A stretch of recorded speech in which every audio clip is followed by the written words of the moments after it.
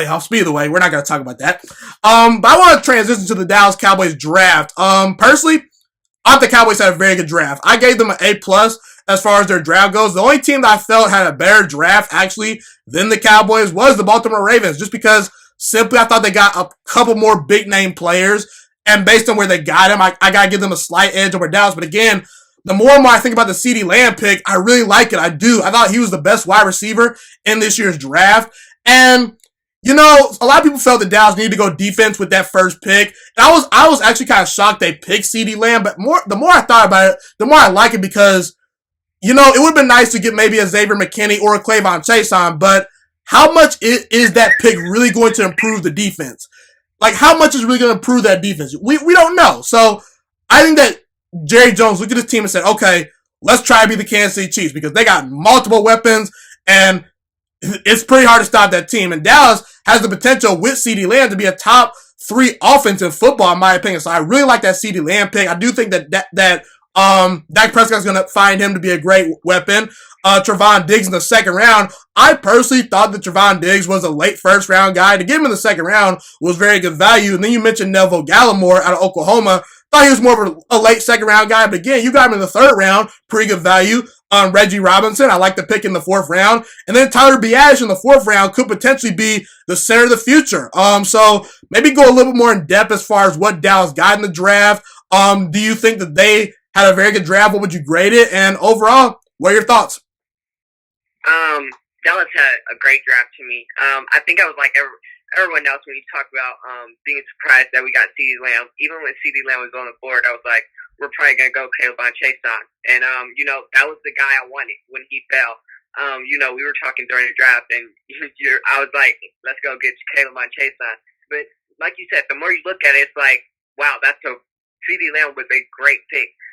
Just because, you know, we didn't need a receiver, but it definitely helps to have one. And, you know, you talked about the Kansas City Chiefs offense, and that offense is great. You're not beating that. But we can definitely try to get close to it. Early in the year last year, we were trying to go for big plays and stuff like that, and we kind of stopped as the season progressed. I don't know why, but we kind of stopped. And I think with the Ceedee Lamb pick, I think we're going to go more after that, more after those big plays like the Kansas City Chiefs explosive offense. We're going to try to be more explosive in our offense. So the Ceedee Lamb pick was a very great pick. And then talking about Trevon Diggs, man, I didn't think he would fall to us. And Christian Phone was there too. And I said it during the draft. I was like, we're probably going to go Trevon Diggs. Like I said, we like those long corners and those lengthy corners.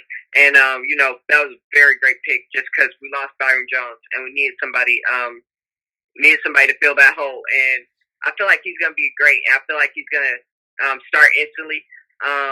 And to give him credit, I think he's more of a playmaker than Byron Jones. Byron Jones, he's been with us for a long time, about 5 years, I think. And, you know, didn't really get any interceptions. You know, got a few, maybe 2, I think. And, you know, he transitioned from safety to corner within his time here, but he just wasn't a playmaker.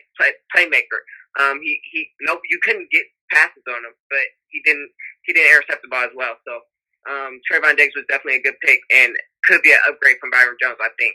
And you know, that's no disrespect to Byron Jones, but I just like the pick. You're high on the pick. Yeah. And then Neville Gallimore, I think you know, I didn't know about him when we drafted him. I had to do my research, and like I say, he's a really good pick. You know, he's gonna learn behind Gerald McCoy and Dontre Poe. Like you said, they're out of their prime, they're aging a little bit, and so I think they're gonna teach him, you know, how to run stop and how to get to their quarterback a little better. And you know, it was a really good pick for us. Like I said, gives us depth on our D line. So you didn't mention Bradley Anayi, who we got in the 5th round, who was supposed to, you know, go 2nd to 3rd round, probably late 2nd to 3rd round, but he dropped all the way to the 5th, and that was a really good pick for us. Another edge rusher that can potentially be great, not be great, but produce. So, you know, another great pick for us. And then Reggie Robinson, like you said, was a good pick in the 4th round. I think we're going to try to transition to safety. They've been talking about he's been playing he can play that safety position. So he's either going to do that or Chiba Wuzie will. Either way, I think he's a good guy to develop one. I think he had a really good season at Tulsa. I believe that's where he went, and he's gonna produce as well. And then Tyler Biadasz, he's a good center. He had ups and downs last year, but he was the leader of a Wisconsin offensive line that was very good last year. Obviously, they had Jonathan Taylor back there, which really helped. But he did really well. And the only questions with him is his injuries. I know he had a shoulder injury that kept him out of the combine, and he said he's healthy. And if he really is healthy, I feel like we got Travis Cedric from Wisconsin too, so I feel like he can be that next Travis Cedric. I tend to agree. I give Dallas an A+, and felt they had a really good draft.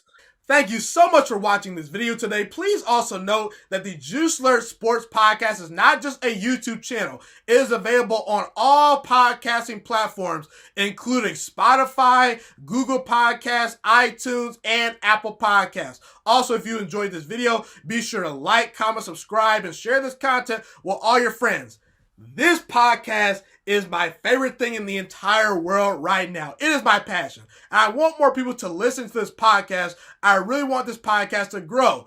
Also, a fun fact about me is that I want to go into the sports broadcasting and media world once I graduate from the University of Toledo, a college in Northern Ohio. I currently am a freshman there right now. I am looking to become one of the next great sports broadcasters and analysts out in the world.